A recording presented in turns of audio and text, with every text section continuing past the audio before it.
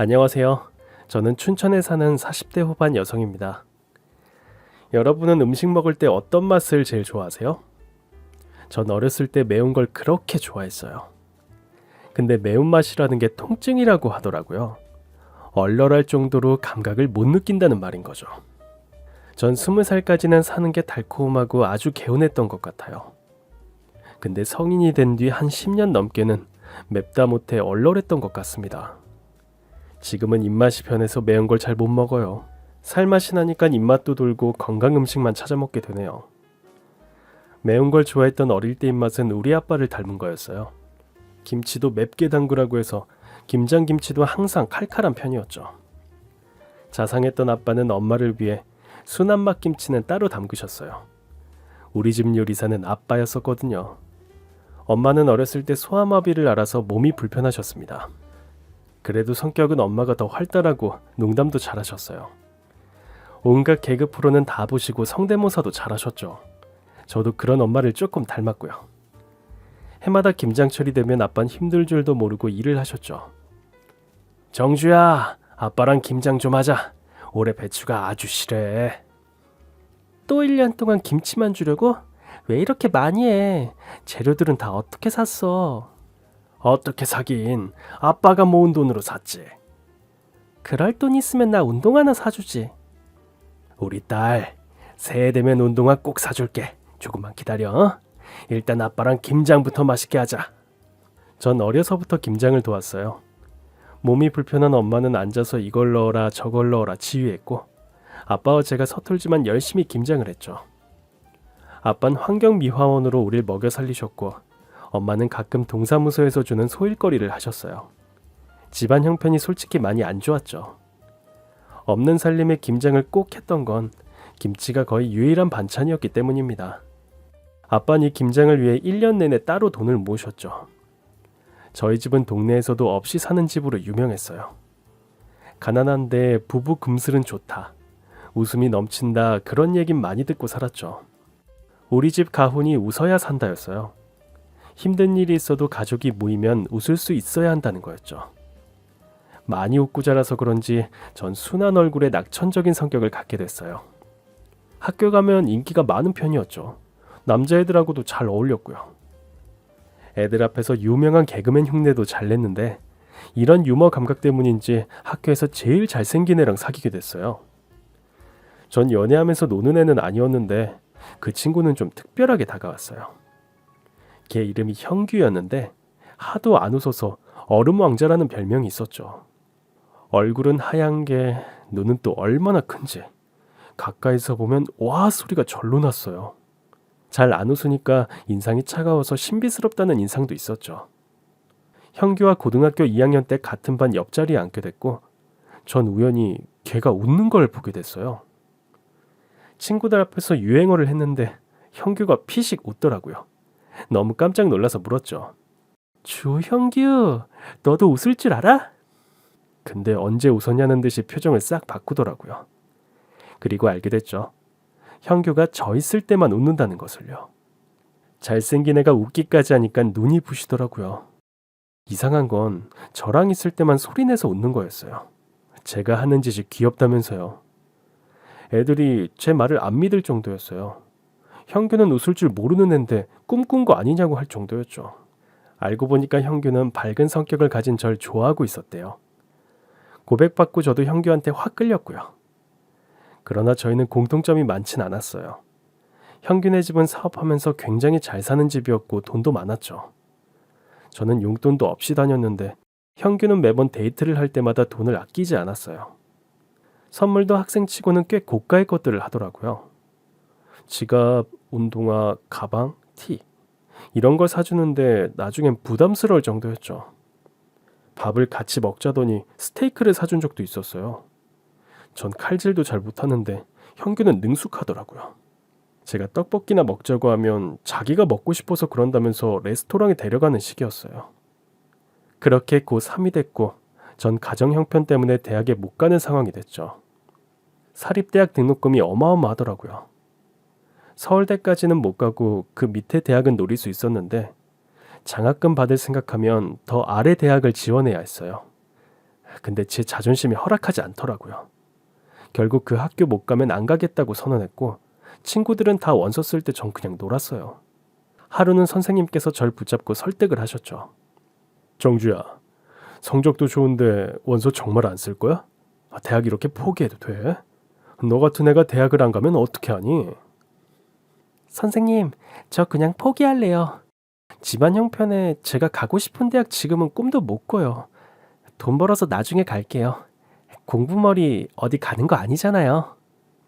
대학 등록금의 책값, 용돈을 생각하지 않을 수가 없었어요. 직장 다니면서 돈 좀 벌다가 생활이 안정되면 다시 도전하고 싶었죠. 아버지는 공부에도 때가 있는 거라고 하셨지만 끝내 제 뜻을 꺾진 못하셨어요.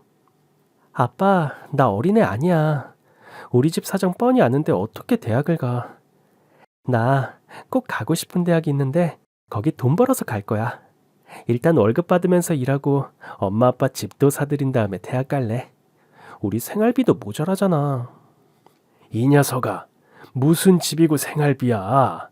아빠가 더 노력할 테니까 대학 가. 나중에 후회해.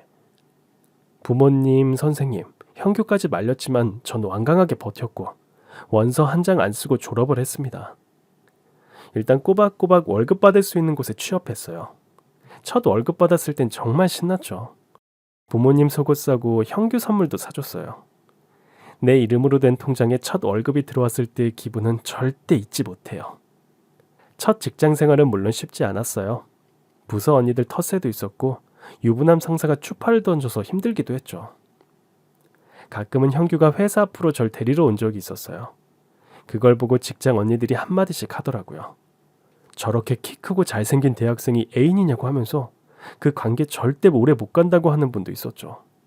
전 그런 일은 없다고, 우리 진짜 안 헤어진다고 큰 소리를 쳤어요. 근데 조금 불안한 마음도 있긴 했죠. 동네에서 고등학교 동창들을 마주치면 꼭 형규 얘기를 들었죠. 아, 정주야, 오랜만이네. 퇴근해? 어디가? 저녁 다 됐는데. 아, 지금 미팅하러 가는 중. 참, 너 여전히 형규랑 사귀는 거야? 응, 계속 만나고 있어. 그래? 이상하다. 지난번에 형규 대학로에서 봤는데 여자애랑 다정하게 걷던데? 걔가 형규 팔짱도 끼고 보통 사이 아닌 것 같아서 난 너랑 헤어진 줄 알았지. 뭐? 그게 정말이야? 그런 얘기를 듣는 게 한두 번이 아니었어요. 결국 전 형규를 피하게 됐죠. 제 자신이 너무 초라하고 싫더라고요. 헤어지고 싶은데 말을 못하나 싶어서 그런 식으로 잠수 이별을 하려던 거였어요. 속상한 마음에 회사 앞에서 못 마시는 술을 마시는데 어떻게 알고 형규가 찾아왔어요. 형규야, 그냥 가. 너랑 나는 안 된대. 사람들이 다 그래. 우린 다른 게 너무 많잖아. 난 부잣집 아들이지만 난 가난하고, 넌 명문대 학생이지만 난 돈 벌어 집에 생활비 되는 처지고. 너 별명이 얼음왕자였던 거 알지? 너랑 난 왕자와 시녀, 아니 왕과 무술이 이런 거야. 그러니까 우리 끝내자. 나도 지쳤어. 정주야, 그게 다 무슨 말이야? 연락도 없이 이런 데서 혼자 술 마시고. 도대체 이유가 뭔데? 일어나자, 빨리. 넌 가. 대학로에서 팔짱 끼고 돌아다니는 그 애한테 가라고. 여기 왜 온 건데? 나도 이별할 줄 알아. 쿨한 이별해주겠다는데 왜 안 가고 버티니? 그때 형규는 절 와락 안았고 자기한텐 저밖에 없다면서 울더라고요. 너무 깜짝 놀랐죠. 사귀면서 형규가 운 건 처음 봤거든요. 그날 밤 우린 함께 밤을 보내게 됐어요. 형규도 술을 마시게 됐고 둘 다 취해서 하룻밤 불장난을 벌인 거죠. 그리고 거짓말같이 전 임신이 되고 말았습니다. 형규에게 임신 사실을 알린 날, 당황한 형규 얼굴 보면서 우린 정말 끝났구나 했죠. 둘 다 20살, 너무 어렸어요. 결혼도 10년 뒤에나 하자고 했던 우린데 덜컥 애부터 가졌으니 큰일이 난 거였죠. 근데 형규 반응은 제 예상과 너무 달랐어요. 제 손을 꼭 잡으면서 고맙다고 하는 거였습니다. 고마워? 뭐가 고마워? 우리 큰일 났어. 이제야 진짜 내 가족이 생긴 것 같아. 정주야, 난 기뻐. 진심이야. 너 제정신이야? 우리 고작 20살밖에 안 됐다고. 그리고 새로운 사실을 알게 됐습니다. 형규는 오랫동안 바란 게 있었대요. 실은 지금 같이 살고 있는 엄마가 계모라는 것도 이때 알게 됐죠. 형규가 초등학생 때 엄마가 병으로 돌아가셨고 아버지마저 중학교 때 세상을 떠난 거였어요. 지금 같이 사는 엄마는 새엄마고 동생들도 새엄마가 데려온 피 한 방울 안 섞인 애들이라는 거였죠. 나 중학교 때 아빠 돌아가신 이후로 한 번도 정이란 거 느껴본 적 없어. 웃을 일도 없고 하루하루가 괴로웠는데 학교에서 널 보면 그냥 웃음이 났어. 네가 개그 칠 때마다 웃었던 거 사실 나도 놀랐어. 귀여운 얼굴로 천연덕스럽게 개그를 하는데 그 순간만큼은 정말 좋더라. 정주야, 난 네가 정말 좋아. 우리 아기 생긴 것도 진심으로. 기뻐. 믿어줘. 알고 보니 형규는 아버지가 돌아가신 이후 계모 밑에서 학대를 받았던 거였어요. 너무 힘들고 괴로워서 웃음을 잃었던 거였어요. 형규야, 난 몰랐어. 그동안 왜 말 안 했어? 다 털어놓고 나한테라도 기대지. 너 진짜 바보구나. 그러니까 정주야, 헤어지자는 말 하지 마. 나 너 없으면 안 돼. 형규가 어루망자가 된 건 가정 환경 때문이었어요. 새엄마는 형규가 어리다는 이유로 집안 재산을 다 가로챘고 온갖 서름을 다 당한 것 같았어요. 굶는 건 예산일이었고 날마다 계모의 욕과 막말로 힘들었다는 거였죠. 고작 중3이었던 형규는 아버지마저 잃은 충격이 1차로 컸고 새엄마와 동생들의 구박과 학대에 2차로 큰 충격을 받았다고 했어요. 당시 미성년자인 형규가 할 수 있는 건 별로 없었다는 거였죠. 그래도 형규가 버틸 수 있었던 건 부모님이 살아계셨을 때 줬던 사랑 때문이라고 했습니다. 그걸 고스란히 기억하고 있었고 계모의 행동이 잘못된 거라는 걸 알아서 자기까지 엇나가고 싶지 않았대요. 그러다 저와 사귀게 됐고 함께 했으면 편하고 행복해서 너무 좋았대요. 사실 너랑 만나서 먹으러 갔던 거 전부 다 우리 부모님과 외식했던 데였어. 넌 비싸다고 부담스럽다고 했지만 너랑 같이 갈 수 있어서 내가 얼마나 좋았는 줄 알아? 이제 아기 태어나면 셋이 같이 가자. 고마워 정주야. 동갑내기 형규는 아기의 존재를 알게 된 그 순간부터 무척 믿음직스럽게 행동했어요.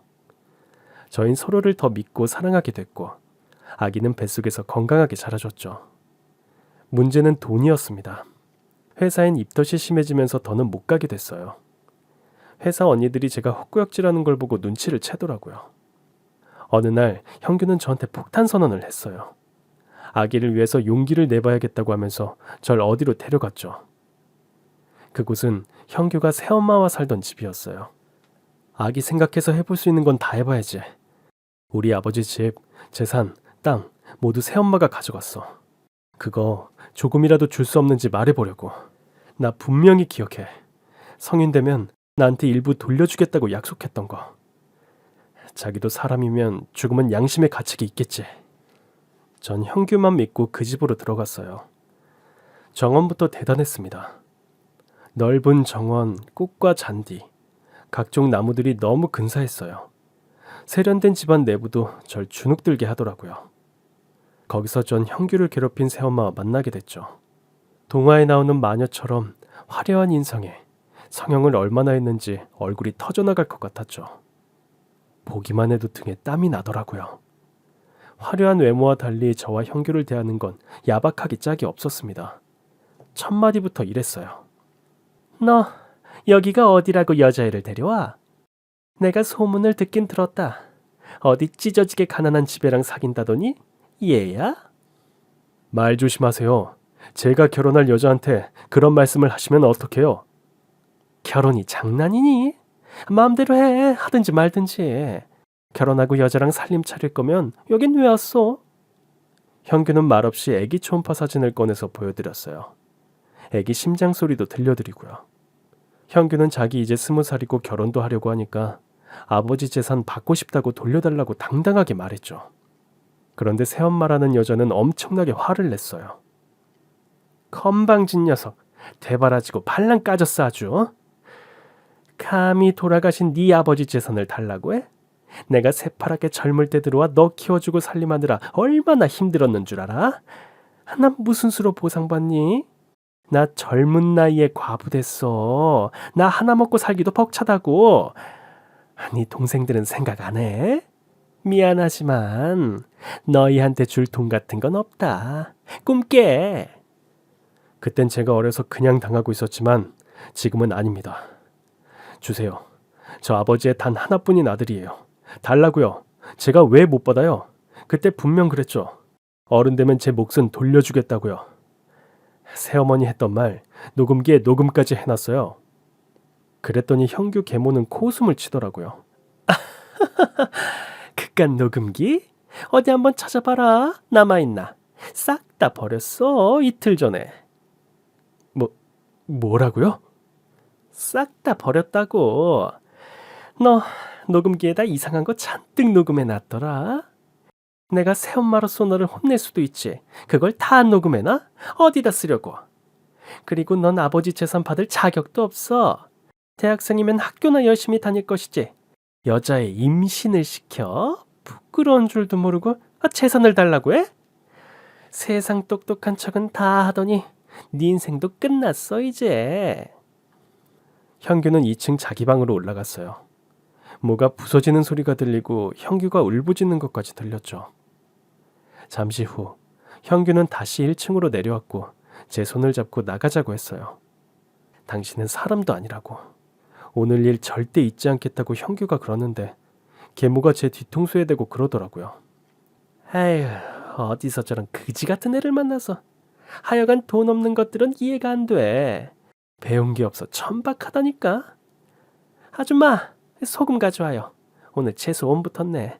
소금 좀 뿌려야겠어. 그런 모욕감은 처음이었어요. 전 집을 나오면서 눈물을 뚝뚝 흘렸죠. 이런 모욕도 처음이었지만 형규도 너무 불쌍했습니다. 전 현실적으로 생각해보자고 형규를 설득했어요. 어린 나이에 임신한 거 벼슬은 아니지 않느냐. 솔직히 자신 없다. 아이 없으면 우리 미래를 준비할 수 있는데 솔직히 후회된다고 했죠. 하지만 형규는 단호했습니다. 정주야, 혹시라도 나쁜 생각하지 마. 아기가 다 들어. 우리 아기 낳자. 낳아서 예쁘게 키우자. 우리 아직 젊잖아. 나 너랑 아기 위해서라면 무슨 일이든 할 수 있을 것 같아. 정말 형규는 대학을 포기하고 돈을 벌기 시작했어요. 닥치는 대로 일용직부터 중국집 배달, 청소 아르바이트까지 가리지 않고 하더라고요. 1년이 지나 예쁜 아들을 낳게 됐습니다. 이름은 태민이로 지었어요. 아기만 보면 안 먹어도 배가 불렀죠. 저흰 그 사이 혼인신고도 하고 법적인 부부가 됐죠. 사진관에서 예쁘게 사진도 한 장 찍었어요. 남편은 일당이 센 막노동에 나섰고 전 집에서 부업을 쉬지 않고 했어요. 아들 태민이를 위해 못할 게 없었죠. 20살, 어린 엄마 아빠는 아기를 낳고 슈퍼맨, 슈퍼우먼이 된 것 같았어요. 태민이가 세상에 나온 후 3년 동안은 가난해도 많이 웃고 행복할 수 있었어요. 그런데 저희 집에 큰 불행이 닥쳤습니다. 상상도 못한 일이었어요. 전 태민이를 업고 장을 보러 갔다가 한 통의 전화를 받게 됐어요. 분명 남편의 전화였는데 모르는 남자 목소리였어요. 누구세요? 죄송합니다. 형규 지금 응급실에 있어요. 네? 응급실이라뇨? 왜요? 아저씨, 거기 어딘데요? 우리 남편 다쳤어요? 왜요? 미친 듯이 응급실로 달려갔지만 형규와 눈을 마주칠 수도 대화를 나눌 수도 없었습니다. 공사장에서 막일을 하던 제 남편은 커다란 기계가 떨어지는 사고를 당했고 그 자리에서 숨을 거둔 거였어요. 말도 안 돼요. 오늘 아침까지 살아있었잖아요. 이럴 리가 없어요, 의사 선생님. 우리 태민 아빠 살려주세요. 제발요. 새벽에 집을 나설 때 저와 태민이를 안아주고 뽀뽀까지 해준 남편이 오후도 안 됐는데 숨지다니 믿을 수가 없었어요. 전 하얀 시트로 덮인 남편을 붙잡고 오열했습니다. 그 뒤에 벌어진 일은 더 끔찍했어요. 남편을 잃은 충격도 큰데 작업 반장과 회사 관계자들은 사고를 덮기만 급급했죠. 다들 입을 맞춰서 사고 보상금도 받지 못했어요. 3일치 일당이라고 주는데 기가 막혔습니다. 친정 부모님도 큰 충격을 받으셨고요. 새엄마한테 이 소식을 알렸지만 장례식장에 그들은 코빼기도 안 비췄죠. 형규를 그렇게 잃고 며칠은 제정신이 아니었어요. 쓸쓸한 장례식을 치르고 어리 빠져 있는데 아빠마저 쓰러지셨어요. 한마디로 슬퍼할 시간도 없었어요. 저 혼자 아빠 병원비와 생활비, 집세를 감당하기가 너무 힘들었습니다. 어쩔 수 없이 아기를 업고 시어머니한테 갔습니다. 전 울면서 빌었어요. 남편이 그렇게 가버리고 태민이랑 살 길이 막막하다고 조금만 도와달라고요. 남편이 불쌍하지도 않냐고 호소했지만 돌아오는 건 한심하다는 눈빛, 차가운 말뿐이었어요. 그러면서 저한테 집을 치우고 가라고 하는 거였죠. 오늘 우리 도우미 아줌마가 일이 있어서 못 나왔거든? 1층, 2층 화장실 4개랑 주방 청소 싹 해놓고 거실도 먼지 한 톨 없이 청소해놔. 너 일하는 거 보고 돈 줄지 말지 정할 테니까 요령 부리지 말고 제대로 해. 전 마지막 희망을 걸고 열심히 청소를 했어요. 애가 울면 업었다가 괜찮으면 내려놓고 재우면서 한나절을 꼬박 일했던 것 같아요. 해가 질 때쯤 일이 끝났고 전 남편 새엄마한테 갔습니다. 일 다 끝났는데요. 그래, 가봐. 네? 그냥 가라고요? 못 들었어? 우리 외식할 거니까 가보라고. 아니, 저 어머니 돈 주셔야죠. 돈은 무슨... 몇 년이지만 형규 내가 먹이고 입혀서 키웠다. 너랑 만나서 그렇게 되지만 않았어도 싫든 좋든 나한테 엄마 소리 하면서 살았을 애야. 아휴, 넌 남편 잡아먹고도 어떻게 그렇게 뻔뻔할 수가 있니? 하여간 없는 것들은 저렇게 교양이 없어. 아, 꼴 보기 싫으니까 얼른 가라. 그분은 저한테 10,000원짜리 2장을 던져줬어요. 비참하기가 이루 말할 수가 없었습니다. 전 눈물을 삼키면서 그 20,000원을 주워 주머니에 잘 넣었죠. 나오면서 다시는 이 집에 발을 들이지 않겠다 이를 갈며 다짐했어요. 얼마 뒤 친정 아버지가 돌아가셨고 남편이 그랬던 것처럼 아버지도 쓸쓸하게 세상을 떠나셨죠. 딸이 공무원 되는 모습, 대학 가는 모습도 못 보여드리고 너무 한이 맺혔어요. 가슴에 피멍이 드는 것 같았죠. 장례를 끝내고 전 당장 일을 하러 나섰습니다.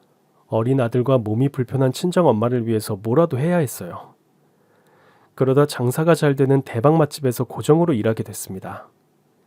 전 남들보다 더 긴 시간 일을 하면서 매니저 역할까지 하게 됐어요. 당연히 돈을 더 벌 수 있었죠. 그 식당은 신문, 방송에도 나오는 유명한 식당이라 매일같이 줄이 어마어마했어요. 고정 수입이 들어오니까 숨통이 트이더라고요. 집도 번듯한 방 2개짜리 전세로 옮기고 태민이도 커서 어린이집을 다니게 됐죠. 모든 게 잘 굴러가던 어느 날이었습니다. 전 식당에서 그분을 손님으로 보게 됐어요. 남편의 새엄마와 그 아들들이었습니다. 멀리서 그들을 본 순간 심장이 덜컹하고 내려앉았어요. 직감적으로 피해야겠다는 생각이 들었죠. 일부러 그쪽으론 가지도 않고 다른 데만 신경 쓰고 있었는데 하필 화장실 앞에서 딱 마주치고 말았습니다. 남편의 새엄마는 제 옷자락을 붙잡았어요. 야, 너 나 알지? 이게 어디서 날 피해? 그런다고 내가 널 못 알아볼 것 같아? 오셨으면 조용히 음식이나 드시고 가세요. 피차 반가운 인연은 아니잖아요. 여기 제 일터예요. 반말은 삼가해 주세요. 저도 그동안 당한 게 있었기 때문에 말이 곱게 안 나왔죠. 그랬더니 그 여잔 생트집을 잡기 시작했습니다. 고생을 바가지로 했나 보다. 너 되게 늙어 보여. 여기서 알바하는구나. 에휴, 하루 벌어먹고 사는 하루살이 인생 못 면했니? 꼴 좋다. 너 입에 풀칠은 하고 사니? 아휴, 구질구질한 인생. 풀칠을 하든 여칠을 하든 상관할 거 없잖아요. 이보세요. 나이 드셨으면 마음을 좀 곱게 쓰세요. 언제까지 사람 괴롭히면서 악담이 나면서 사실 건데요. 그리고 저 여기 매니저예요. 매장 책임자라고요. 함부로 사람 대하지 마세요. 그분의 악담에 말이 뾰족하게 나왔어요. 그랬더니 남편의 새엄만 난동을 부리기 시작했죠. 자리로 돌아가더니 반찬 그릇을 다 뒤집고 소리소리를 지르더라고요. 여기 매니저 누구야? 장사 엄청 더럽게 하네. 딱 보니까 반찬 재활용 같은 거 하나 보지? 고기에서도 냄새가 나고. 여기 책임자 다 나와. 비싼 돈 받고 이런 쓰레기 같은 음식을 팔아도 돼? 유명한 맛집이라고 해서 왔더니 순 사기꾼 집단 아니야. 직원들은 쩔쩔맸고 제가 나섰어요. 손님 진정하세요. 사장님 지금 자리에 안 계세요. 주방 한번 가보실래요? 저희 반찬 재활용 같은 거 절대 안 합니다. 깍두기도 감자조림도 다 오늘 한 거예요. 메인 음식도 그렇고요. 그걸 누가 믿어? 여기 안 되겠네. 내가 이 식당 고발할 거야. 뉴스에도 찌를 거고 맛집 좋아하네. 유명세만 믿고 이렇게 대충 장사해서 먹고 살 수 있겠어? 왜 이러세요? 직원들이 얼마나 열심히 일하는데 그런 누명을 씌우시면 어떡해요? 개인적인 감정은 저한테 풀어야지. 왜 식당을 난장판으로 만들어요? 나가세요. 나가시라고요. 남편 새엄마를 쫓아내는 데는 성공했지만 그들의 모함은 계속돼서 결국 전 매니저 자리에서 해고되고 말았어요. 그들은 이 식당이 더럽고 양심이 없다면서 없는 소문을 만들어냈고 한동안 매출이 떨어지게 됐죠. 전 모든 사태에 책임을 지겠다고 하고 그 식당을 나온 거였어요. 이제 먹고 살만해졌는데 또 나타나 회망을 놓은 거였죠. 전 그들이 식당에서 나갈 때 했던 말을 평생 잊을 수 없을 것 같아요. 감히 우릴 쫓아내? 니까지 깨? 애는 잘 크고 있니? 안 봐도 뻔하지 뭐. 걔도 네 엄마처럼 몸이 불편하게 태어난 건 아니고. 암튼 너만 만나면 난 하루 종일 재수가 없더라. 앞으로 내가 어떻게 하나 두고 봐. 이 식당 망하게 할 거니까 두고 보라고. 가슴에 비수가 꽂혔죠. 비록 식당에서 해고는 됐지만 전 더 강해지기로 마음먹었어요. 더 이상은 그 여자와 아들들한테 당하고만 살 수 없었습니다. 한평생 희생한 우리 엄마까지 모욕하다니 더 참을 수가 없었죠. 전 이를 득득 갈았고 다시는 이런 일 당하지 않겠다 결심했어요. 며칠 후 태민이를 재우는데 아이가 묻더라고요. 엄마 출근 안 하냐고요. 그래서 대답했죠. 엄마 열심히 돈 모아서 멋진 식당 열 거라고요. 그랬더니 태민이가 한박 웃음을 지으면서 제 볼에 뽀뽀를 해주면서 이렇게 얘기했어요. 자긴 엄마가 제일 좋다면서 나중에 크면 엄마 큰 집 사줄 거라고 약속도 해줬어요.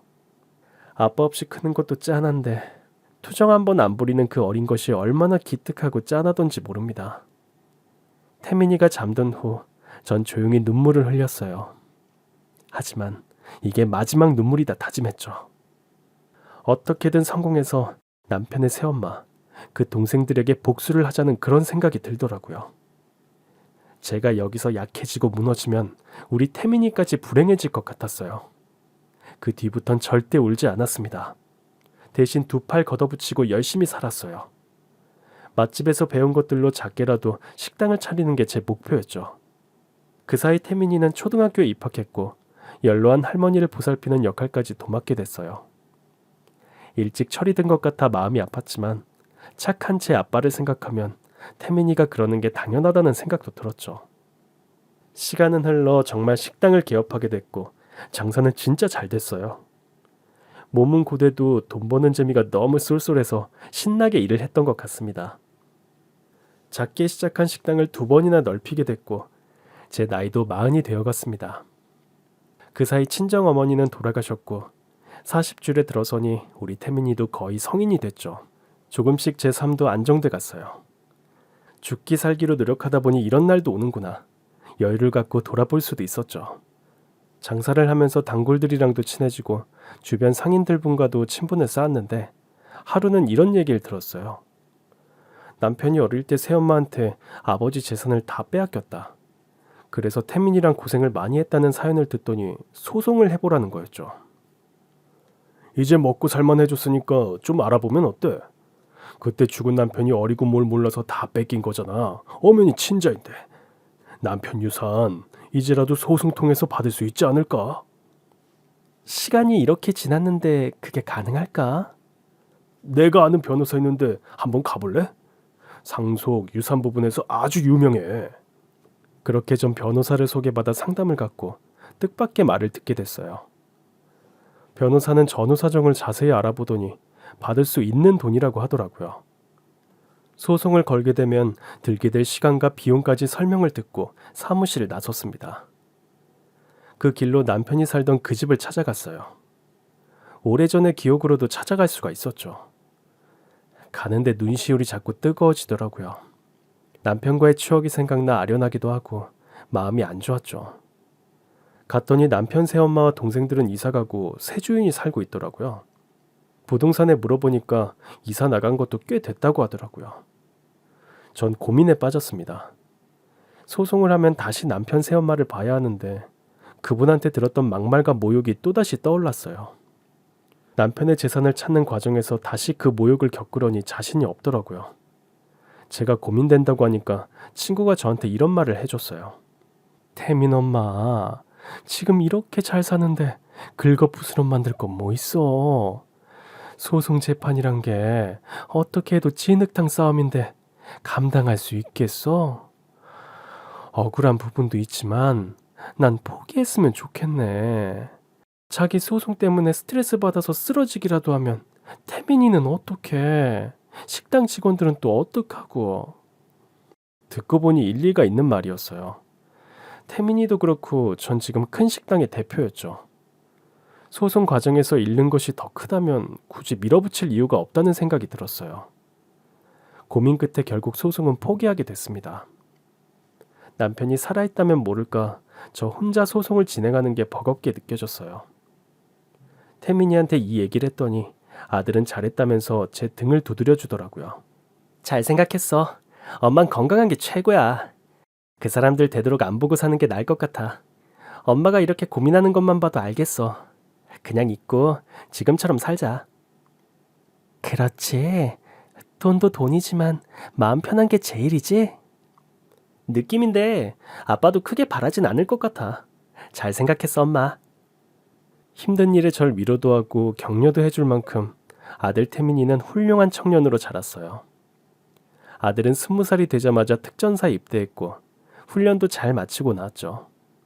사실 태민이는 대학에 가는 걸 고민하고 있었어요. 고등학교 때 진로를 정하면서 태민이는 엄청 고민하더라고요. 자기가 하고 싶은 게 뭔지 확실히 모르겠다고 해서 시간을 더 가져보라고 했죠. 아들은 군대부터 다녀오겠다고 했고 특전사로 갔어요. 아들을 군대 보내고 참 허전했죠. 그렇지만 자기 소신대로 살겠다는 태민이가 기특했어요. 다행히 이젠 경제력이 돼서 태민이 대학 보낼 돈은 다 준비해놨기 때문에 조바심도 없었습니다. 제대하고 나온 태민이는 더 멋진 청년이 돼 있었죠. 나오자마자 엄마인 저를 꼭 안아주는데 남편 생각이 얼마나 났는지 몰라요. 이렇게나 씩씩하고 늠름한 아들을 혼자 보기 아까웠습니다. 그런데 전역한 뒤 며칠 후 아들은 뜻밖의 일로 사람들의 주목을 받게 됐어요. 한밤중에 집에 오는 길이었대요. 술도 깰 겸 한강 다리를 걸어서 건너는데 취객이 비틀거리더니 글쎄 다리 위로 몸을 날리려고 했다는 겁니다. 그걸 보고 태민이는 취객에게 달려들었고 그 사람이 다리 밑으로 떨어지는 걸 간신히 막을 수 있었대요. 그 장면이 지나가던 차의 블랙박스에 찍혔고 그게 온라인상에 공개돼 버린 거였죠. 반응이 엄청났고 곧 매스컴에서 우리 태민이를 찾기 시작했어요. 아들은 고민하다가 딱 한 곳의 방송사와 인터뷰를 했는데 그때부터 더 난리가 나게 됐죠. 우리 태민이의 외모로 화제는 더 커졌어요.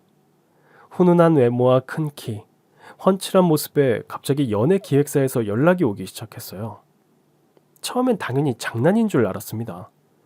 사기인 줄 알고 오해도 많이 했고요. 그런데 아니었어요. 식당엔 유명 기획사에서 사람들이 와서 진을 치고 있었죠. 모델 제의가 가장 많았어요. 전 그분들한테 정성껏 밥은 해드렸지만 태민이 일에 감나라 배나라 하고 싶진 않았어요. 아들과 직접 이야기해보시라고 했죠. 어머니께서 말 좀 잘해주세요. 저희 베스트 기획인데 유명 모델들 다 저희 식구거든요. 태민군 그런 얼굴이랑 분위기 정말 흔치 않아요. 여기 명함에 제 폰번호 보이시죠? 꼭 좀 전해주세요. 아이, 김 팀장 이러기야? 내가 먼저 얘기하고 있었다고. 어머님, 저희 홍기획입니다. 아드님 지금 어디 있어요? 여기 명함 드릴 테니까 잘 부탁드립니다. 아유, 여기 음식 맛이 진짜 끝내주는데요. 회사 사람들이랑 또 올게요. 네, 아들한테 꼭 전할게요. 고맙습니다. 전 진지하게 아들한테 물어봤죠. 혹시 연예계 생활 해볼 생각 없냐고요. 하고 싶으면 하라고 밀어주겠다고 했더니 아들이 씩 웃으면서 해봐도 되냐고 묻더라고요. 제 딴엔 공부하겠다고 해놓고 연예계로 틀려니 좀 민망했던 모양입니다. 전 아들한테 받은 명함들을 다 줬어요. 전 잘 알아보고 믿을 만한 곳에 연락해보라고 했죠. 그 뒤에 아들은 취직을 구한 일로 표창장을 받게 됐고 유명 기획사에 스카우트 돼서 들어갔어요. 태민이는 모델로 데뷔해 국내에서 인기를 휩쓸더니 해외에서도 유명 스타가 됐습니다.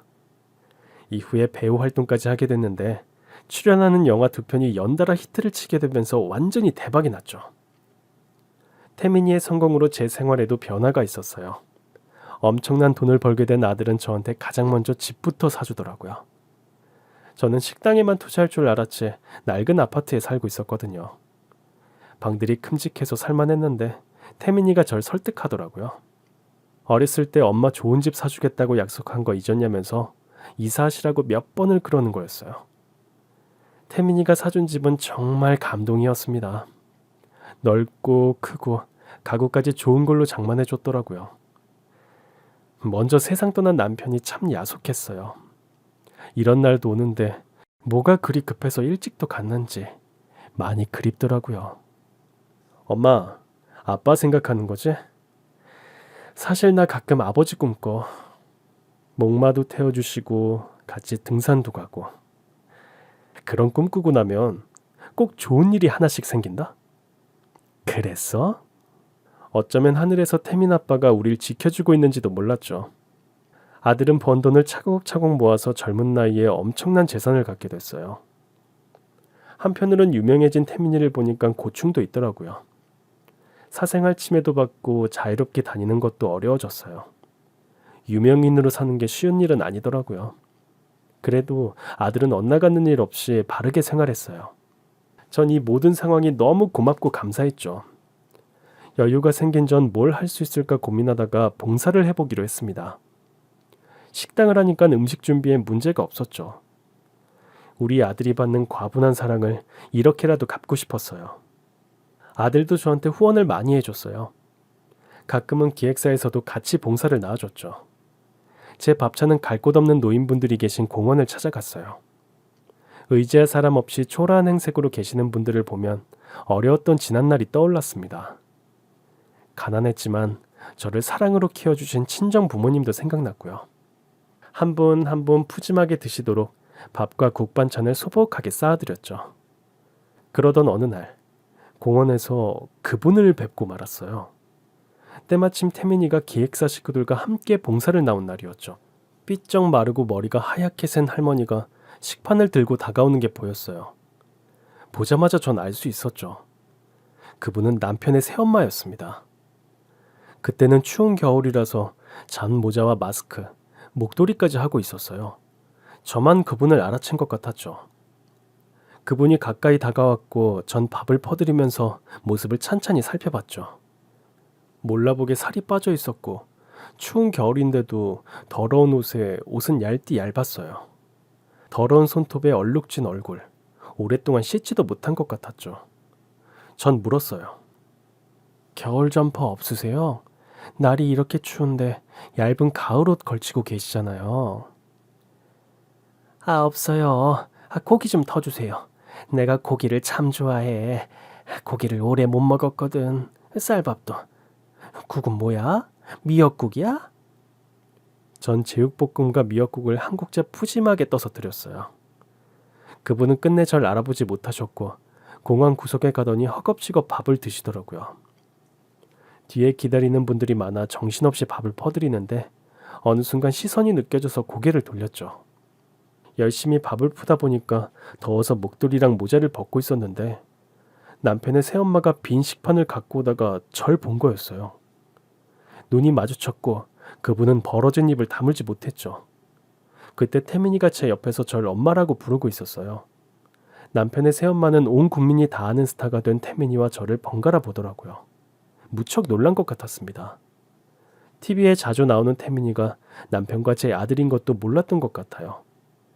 그러나 전 아는 척하지 않고 남편의 새엄마에게 물었죠.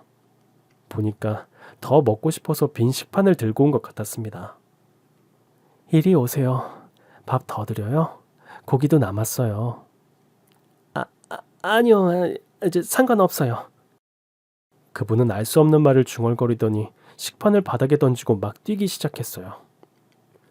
오랫동안 노숙을 했는지 뛸 힘도 없었던 그분은 곧 넘어졌고 저한테 붙잡혔죠. 한때 저한테 온갖 모욕을 주었던 남편의 새엄마는 힘없이 길가에 넘어진 채 절 올려다봤어요. 너 맞냐? 네, 일어나세요. 제 손 잡으세요. 됐다. 가라 그냥. 그분은 절 보기가 창피하고 자존심이 상한 것 같았죠. 끝내 제 손을 안 잡더라고요. 이렇게 살려고 나한테, 형규 씨한테 그렇게 모질게 굴었어요? 내가 그랬냐? 왜 모른 척해요? 다 기억하시잖아요. 어때요? 돈 없이 살아보니까 어떠냐고요? 미안하다. 내가 잘못했다. 뭐가 미안해요? 난 당신한테 진심 같은 마음 있다고 생각 안 해요. 갑자기 남편의 새어머니가 제 바지를 잡더라고요. 너 잘 산다며? 아들도 유명해졌다며? 제가 우리 형규 아들이냐? 저 유명한 총각이 네 아들이었어? 보다시피 난 아무것도 없다. 그 짓꼴을 못 면하고 살아. 나 한 번만 살려다오. 너 돈 많다면서. 응? 나 방 한 칸 구해줄 수 없겠냐? 내가 진짜 잘할게. 형규한테 내가 모질게 한 건 맞지만 잘해준 적도 많았다. 하늘에 있는 형규 나중이라도 떳떳하게 보려면 나 방 한 칸 좀 해다오. 그 순간 전 뚜껑이 열리는 것 같았죠. 그 옛날 남편 잃고 태민이 없고 그 집에 찾아갔던 게 생각났어요. 남편 잃은 젊은 저한테 하루 종일 일 시키고 달랑 2만 원 주면서 내쫓았던 게 기억이 나더라고요. 전 주머니를 뒤져 그분한테 10,000원짜리를 몇 장 옆에 놨습니다. 택도 없는 소리 마세요. 제가 한 번만이라도 도와달라고 할 때 우리 엄마 욕보이면서 달랑 2만 원 주고 내쫓았죠? 그런 기억은 잊혀지지도 않네요. 하나하나 다 기억나요. 제가 당신을 돌볼 의무는 없는 것 같네요. 여기 돈 있으니까 이걸로 겨울옷이라도 하나 사 입어요. 길에서 얼어 죽지 않으려면. 그리고 우리 태민이한테 아는 척 하지 마세요. 태민이 그쪽이 나랑 형규 씨한테 한 행동 다 알고 있어. 망신 당하지 않으려면 여기서 조용히 물러나요. 돈 좋아하고 남 망하는 거 즐기던 남편의 새엄마는 끝내 제 얼굴을 보지 못했습니다. 칼바람이 부는 날 길바닥에 고개를 숙인 채 죄인처럼 있었죠. 태민이가 절 부르면서 무슨 일인지 물었어요. 아니야. 옷을 너무 춥게 입으셔서 엄마가 돈 좀 드렸어. 기다리는 분들 많으니까 얼른 나눠드리자. 가자 태민아. 전 다시 밥차로 돌아와 열심히 봉사를 하고 그곳을 떠났어요. 차에서 보니까 남편의 새엄마는 어디론가 사라지고 없었죠. 미성년자였던 남편의 재산까지 다 가로채고 떵떵거리며 살던 남편의 새엄마는 비참한 노후를 보내고 있었습니다. 타인에게 모질게 군 결말은 이런 것이었나 씁쓸하기도 했어요. 말년의 시어머니를 보니 인생이 불쌍하다는 생각이 들었습니다. 들리는 소문으로 그분의 노후는 비참할 수밖에 없더라고요. 자식 농사도 다 망치고 뿔뿔이 흩어져서 살고 있대요. 돈만 밝히던 시어머니는 자식들과 며느리한테 거의 내쫓긴 거나 다름없었습니다. 아들들도 도박, 사기 같은 걸로 인생 종쳤다고 하더라고요. 그렇게 돈 하고 사람 귀한 줄 모르더니 자신들 인생도 나락으로 처박고 말았네요.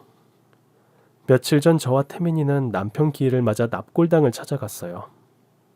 태민이는 영화 촬영 중에 시간을 낸 거였죠. 바쁜 아들을 먼저 보내고 전 한참 동안 거기 있었어요. 여보, 아니 형규야, 이렇게 부르니까 우리 17살 때 생각나네. 이제 우리 아들 태민이가 벌써 27이 됐어. 하늘에서 보고 있지? 얼마나 멋지게 자랐는지 몰라. 당신이 그때 그랬지. 소중한 생명 꼭 낳아서 예쁘게 키우자고. 나 그 약속 지켰다.